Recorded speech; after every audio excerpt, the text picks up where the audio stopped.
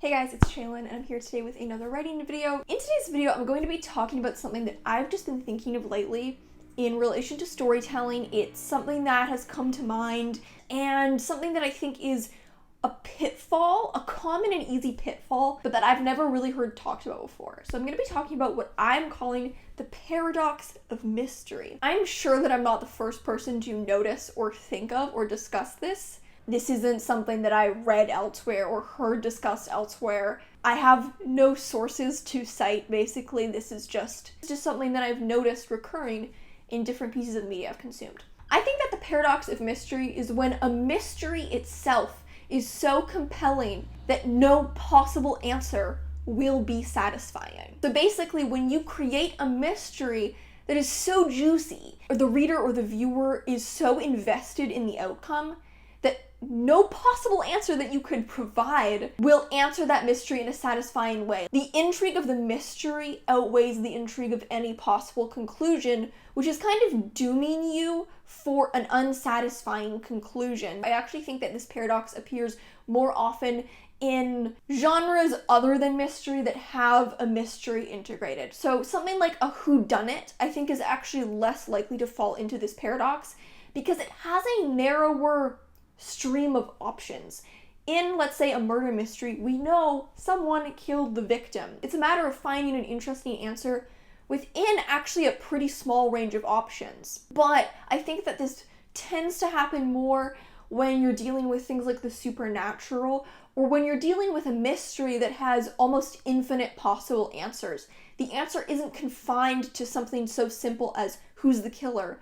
It's an answer about the grander workings behind something. Also, therefore, much harder to outthink the mystery. The most satisfying mysteries are when the mystery itself is super compelling, and then the writer is able to outthink the mystery itself in order to provide a really great conclusion. For an answer to a mystery to be satisfying, the answer has to be actually more interesting, or at least as interesting as the mystery itself. But in a lot of, say, fantasy shows, sci-fi shows, horror, just really anything with a mystery, it's actually the question that's more interesting than the answer. I wanted to talk about, first, a couple examples of this paradox, and then I wanted to talk about some possible solutions and give some examples of places where I think that writers were able to overcome this paradox. So I'm going to start with an example that I actually mentioned in one of my recent reads videos, and actually both of these, I kind of mentioned these in relation to each other because these are two of the things that got me thinking about this.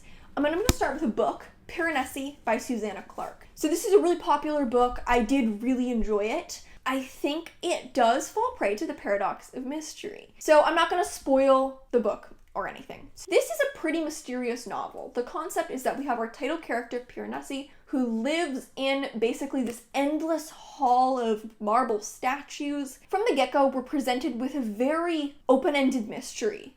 What is going on? It's not like a whodunit, which is a very narrow mystery. It's a very open mystery with infinite possible solutions. This book is so compelling. The world is so compelling. Everything that's going on is so compelling that I did get to a point where I was like, man, I want to know what's going on, but is any answer going to be satisfying? And then when we got the answer of what was going on, personally, I think it fell prey to this pitfall. With such a compelling world, with such a interesting mystery behind the world, you almost need like a mind-blowing solution in order for the end of the book to live up to its premise. Now, to be clear, I did really enjoy this. I actually would really recommend it. I think it's like really excellently done in many ways.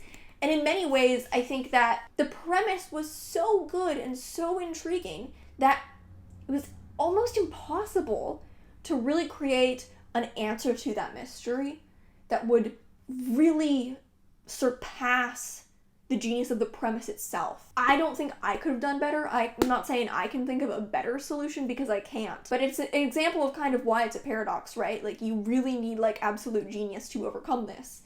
So I think that Piranesi is a really good example of this paradox. It's still a great book, beloved book, super popular. I totally get it. I really enjoyed it. I think it's brilliantly crafted in many regards. I do think that this paradox comes up. So the next thing I wanted to talk about is a show, and I mentioned this show in relation to Piranesi in my recent reads video where I talked about Piranesi. So Hopefully I'm not repeating myself. And it's The Haunting of Bly Manor. It's a limited horror series on Netflix. I'm sure many of you guys have watched it. It came out last year. I won't spoil it. So I really enjoyed this series, first of all. I think it's super well done. Again, I think it falls prey to the paradox of mystery. The mystery here is, what is causing this haunting? What's the origin story that has caused this haunting to be, and what's the nature of the haunting? And therefore, how can it be defeated? And while I do think that this is a really well-written show, I do think that the conclusion of the show is really emotional and in many ways really well done. Like, I think that the emotional conclusion in terms of the character arcs is actually like really, really well done. But I think that the place where this show just fell a little bit short for me was the answer about the nature of the haunting, right? What caused it? The lady in the lake is kind of this main ghost figure. Who is the lady in the lake? What caused her to be like this ghost figure? I found the answer a little unsatisfying. And it's because the mystery was so good. You know, and that's the problem. That's why I think this is a bit of a paradox. You write something that is so well written and so creative and so brilliant that the level of brilliance needed to make the ending satisfying is like an incredibly tall order. I think these are both really well done stories. I really enjoyed both of them. I went as Jamie from Bly Manor for Halloween last year. But they're examples of stories kind of crumbling under their own brilliance. That's the thing about this paradox that I think is so frustrating, is it's like the premise is so brilliant, the writing is so brilliant that up until a certain point, it can no longer overcome its own genius. And like, that's what's so frustrating, is that this paradox is happening. Like, the ending feels like a letdown because the beginning and the middle was so good. If the premise was a little less creative, we would be less invested in the mystery. And therefore, we would feel less let down by the ending. Next, I want to talk about one potential workaround, but it is also a pretty hard workaround to pull off. And this workaround is just letting the mystery go unanswered. Now, obviously, this doesn't work in every case. You can't always just not answer your mystery, or else that is unsatisfying. But I do think there are cases where the mystery itself is so compelling that we reach a point where we are literally not invested in the answer. We are only invested in the continual existence of the mystery. So this is actually the example that made me decide to make this video, and so I'm going to talk about an example from a series of unfortunate events. About a month ago, I watched the Netflix adaptation of A Series of Unfortunate Events. I was just being a little nostalgic, and A Series of Unfortunate Events was pretty much like my favorite book series from my childhood. I used to read it every single summer, so I'd read that series like 5 or 6 times. It's just like something that holds so much nostalgic value for me. Part of the reason I kept coming back to it is because it leaves mysteries unanswered. And so even when you've read the whole series, you can never really let it go. And that's why I think as a kid, I just kept coming back to it. I couldn't just read it once and then move on with my life. I don't know why I kept reading the series over and over, as if on the 6th read there would be a new paragraph that wasn't there the first time. There's one example that I especially want to highlight because it's something that they change from the book to the show. I'm gonna tell you about this example in detail, but I'm not gonna spoil it. Now, for the most part, this is an extremely faithful adaptation. So if you haven't seen A Series of Unfortunate Events, it follows the 3 Baudelaire orphans whose parents die in a mysterious fire. In the first book, they're sent to live with Count Olaf, who is trying to steal their fortune. And as the series goes on, they get more and more aware of and embroiled in this secret organization called VFD that they realize their parents and almost everyone around them seems to know something of or be a part of. Part of the reason I loved this series as a kid is because it didn't hold my hand. It didn't assume that as a kid I needed media where the good guys always won and the good guys never made mistakes, and every question needed to be answered. It was the opposite of that. It showed the lines between good and bad becoming increasingly blurred as the series went on.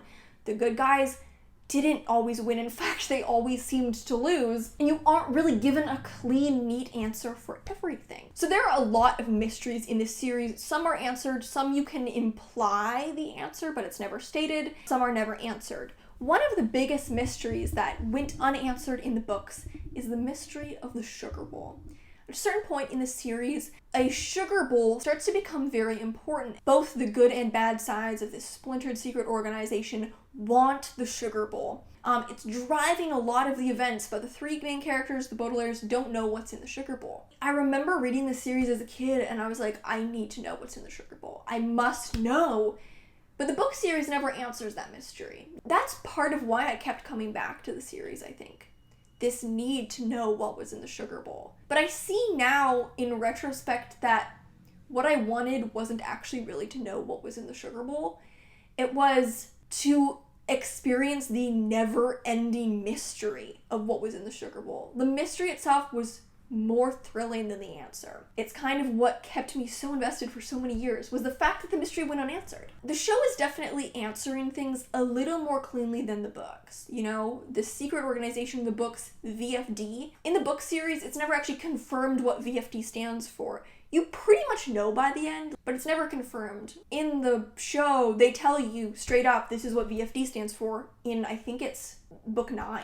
So I was like, maybe they are gonna say what's in the sugar bowl, and finally we will have an end to this thing that has been on my mind for like 15 years. I kind of felt like they were gonna say it, but I almost didn't want to know because I was like, is there a possible answer that will manage to surpass and capitalize on the 15 years of emotional investment I have in this stupid sugar bowl? And so then they answer the question in the last episode, and I was like, the answer to what's in the sugar bowl might be a satisfying answer to someone who has only watched the show, maybe read the books once as a kid and then watched the show. To me, someone who had this mystery in my mind, obviously I don't actively think about it every day. Most days I do not think about what's in the sugar bowl, but still, it's a question that was first awakened in my mind, like, when I was 9 years old. Was it a satisfying answer? Was there any satisfying answer? And to be honest, even as a kid reading the books, if they had answered the question, what's in the sugar bowl, you know, in the book series, I would have known the first time I read the series all the way through. I don't know if I would have wanted to know the answer.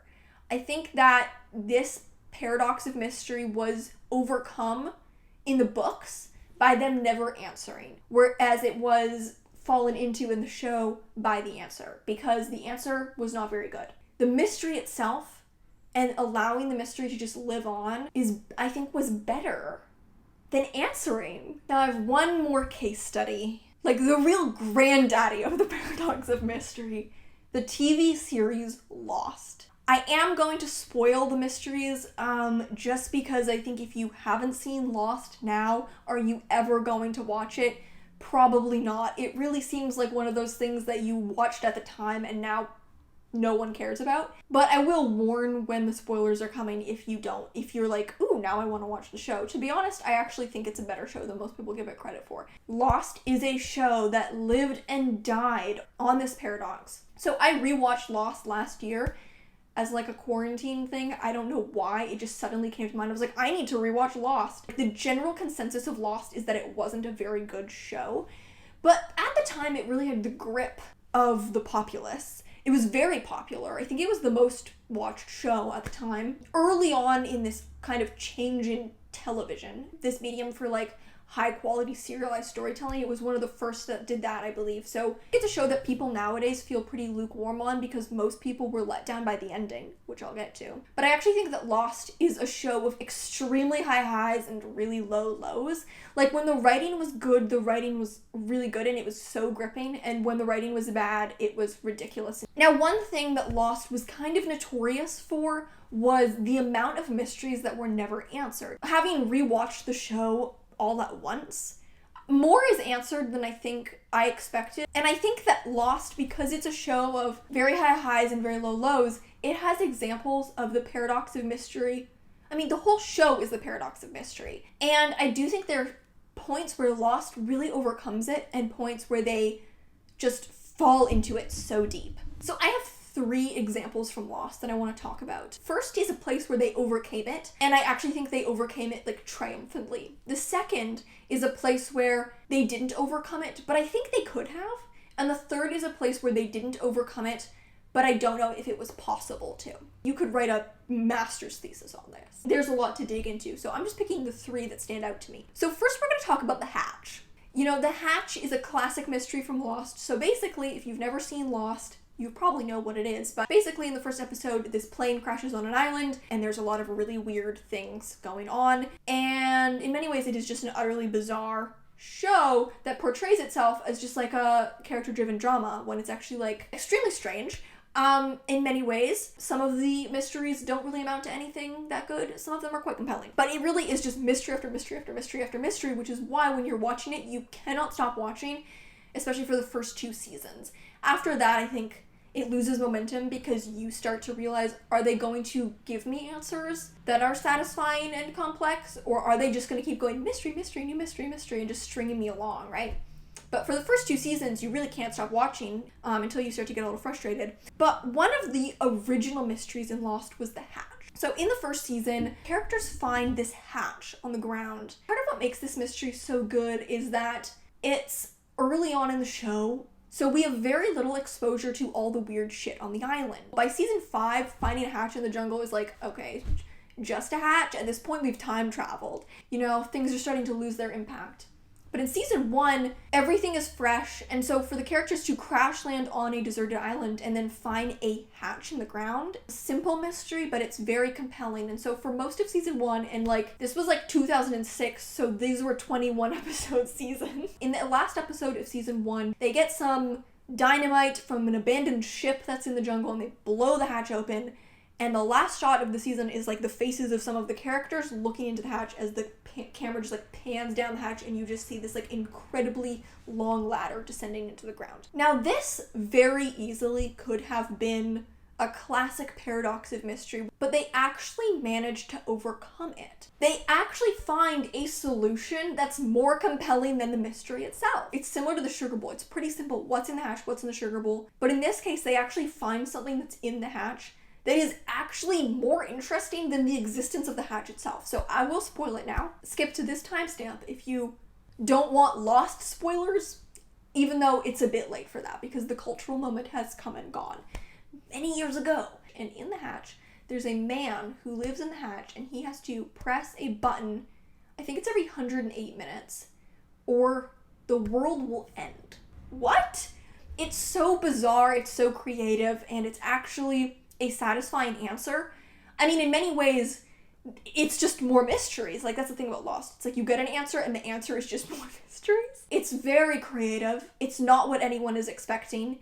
It really thickens the plot. You want to keep watching rather than being like, oh, okay, you're not let down by that answer. So they were actually able to outthink it. You know, that's the hard thing, is outthinking the mystery you've created. And they did it. Now, the next example, also from Lost, is an example of them not succeeding to overcome the paradox of mystery. And this mystery was the numbers. This is also one of the classic Lost mysteries. So basically, there's one character, and his backstory is that he won the lottery. It was like a record-breaking amount of money, but after he won the lottery, like a ton of super terrible things started happening to him and the people around him. And so he started to think that the money, or maybe like the numbers that he had played, were cursed. And so then he crashes on this island, and he's like, great, this is great. I'm far away from anyone I could ever hurt with my unlucky lottery win. And the hatch in the ground has the numbers written on them, and these numbers become recurrent throughout the series. There's a character who's like been stranded on the island. When she was stranded on the island, like 15 years ago or something, was like on a research team. They had picked up a radio signal that was just a voice repeating those numbers over and over and over. Throughout the whole show, there's this mystery. What are the numbers? What do they mean? Clearly, they're significant. I think they made 2 mistakes with the numbers. We get an answer to what the numbers are, but it doesn't explain why they had appeared in all those different instances, so it's not really an answer. And the second was that they let it go on way too long. They carry this mystery out about the numbers until like the final season. I'm not gonna explain the answer because it's honestly like too complicated, and if you've never seen Lost, like it won't make sense. But basically the answer that they give to the significance behind these numbers doesn't explain why they were on the hatch, doesn't explain why they were being repeated on the radio, doesn't explain why they won the lottery.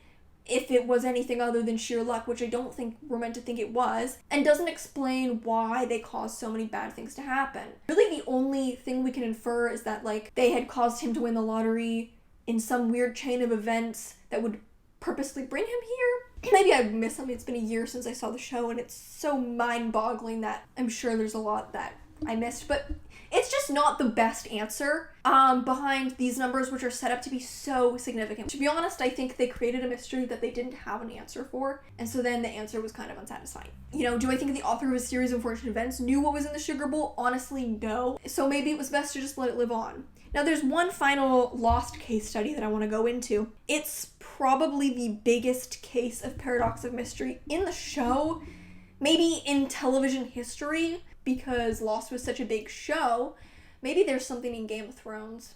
I don't know. I feel like Game of Thrones was unsatisfying for very different reasons. It's the answer to the core question of the show: what is the island? As the show goes on, it becomes increasingly clear that this island is something weird.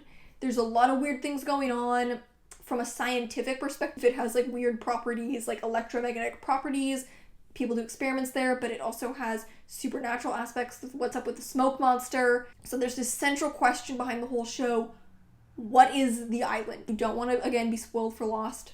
Skip to this point. But I do think I have to explain, in order to explain why I think they tried their best, but it didn't work. So the answer that you eventually get in the 6th season, we get into like the ancient history of the island. We get the backstory of these two brothers who were born on the island. One of them becomes the evil smoke monster. Me and my family, when we watched the show, we called the smoke monster, who he's never named, he's just referred to as the Man in Black. But we call him Smokey Loophole because he's a smoke monster and he's just a loophole for everything in the show.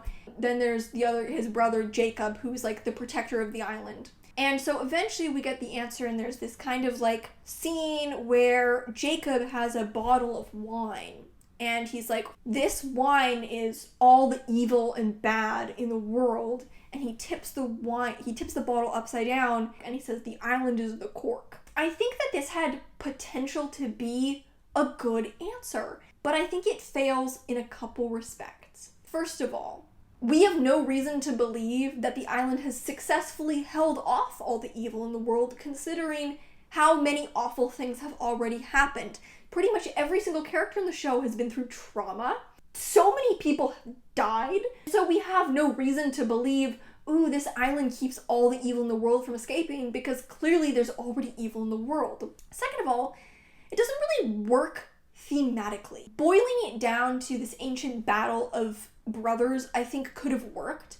But I think boiling it down to this timeless ancient battle of forces of good versus evil doesn't work, because the entire show has been trying to show us that people are morally complex and that everyone has good and bad within them. You know, all the main cast are like flawed heroes and capable of both good and evil. Having the show then thematically go, oh, well, this was a timeless battle of good versus evil, doesn't feel true with everything else the show has been telling us about its characters up until this point. And the final reason why I don't think this answer works is because it just doesn't tie everything together. Lost had so many loose threads that it was probably impossible to tie them all together at this point, but the ending kind of just gives us a general answer, but it doesn't really make everything fit into place. And to be honest, the show was probably too complicated for that. This was the driving question behind 6 long seasons of TV. In the streaming era, this is the equivalent of like an 11-season show in terms of episodes. We've been strung along for so long, and at this point we just want the answer to what this stupid island is. Was it really possible to give us a satisfying answer? I don't know. I think that they did the best they could with that one, but I just don't think it quite landed because it wasn't able to really tie everything together. It wasn't really able to answer our questions because the questions were so vast and there were so many of them that it couldn't really be answered. Lost was so complicated that I'm sure that there are theories that explain a lot of things, and maybe I should go watch some video essays before I come on here and talk about it. I still actually think it's an interesting show. I enjoyed rewatching it, but you also have to be prepared to be frustrated because so much of the show is built on mystery, but it's not built on answers. Like I said with a series of unfortunate events, sometimes you want to let the mystery live, but if your whole show was just mystery, mystery, mystery, mystery, that's not sustainable. At a certain point, people are going to start to feel a little cheated, which I think is how most people felt with Lost. I would love to hear if you've encountered this in your own work and how you overcame it. If you've encountered this in other shows or books or movies. And the third thing I want to know is, are there any Lost scholars in the audience who could just explain everything to me? Because truly, I would love to know. You know what's interesting about that show that I noticed when rewatching it? So many mysteries are answered so quickly that you don't even notice that you're getting an answer. Like, oh yeah, that was just that thing, moving on. And it's like, we spent a whole season wondering what that was. I think the final thing I want to know is, have you watched or read or written anything where you encountered this and you felt it was overcome? That's all for this video. I don't really have any more to say. These were just a few case studies that I've encountered. I thought they were worth talking about. And I just thought this was an interesting little thought piece that I don't really have a conclusion or thesis on. The real paradox of history was the video essay I made along the way. Maybe this video is a paradox of mystery because I was like, here's my topic. I have no answers on what you should do. That's unity of form and concept for you, baby. Anyways, guys, thank you so much for watching. If you have any questions, you can just keep pondering them, because are there really any answers to anything? And in the end, do we want answers, or do we just want to keep being compelled? Because that's really the joy of storytelling. I don't know.